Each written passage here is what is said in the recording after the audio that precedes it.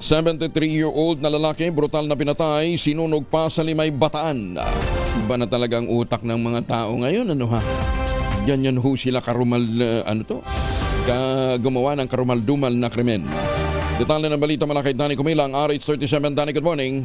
Isang 73 anyos na lalaki na naiulat na nawawala noong Mayo at 3, 2025 ang natagpuang wala ng buhay at sinunog sa Sitio Mamala, Barangay San Francisco, Limay, Bataan. Kinilalang biktima na si Ricardo Balmaceda, residente ng Barangay Lati, Orium, Bataan.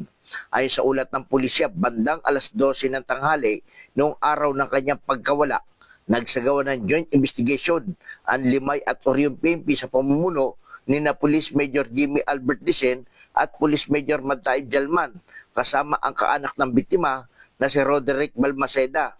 Sa investigasyon, sabay ng isang alias Gervasio, 51 anyos, natagpuan sa loob ng kanyang bakuran ang ilang peraso ng damit ng nawawalang matanda. Sa kalagitnaan na pagsisiyasat, inamin umano ni Gervasio na tinaga, sinaksak at pagkatapos ay sinunog niya ang katawan ni Ricardo matapos silang magtalo.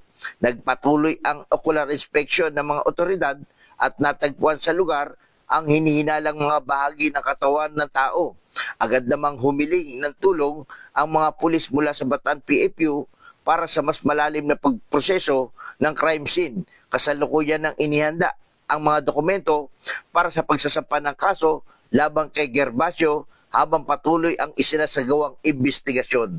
Danny Kumilang, RH37, DCRH, una sa Pilipinas, una sa Pilipino. Maraming salamat, Danny.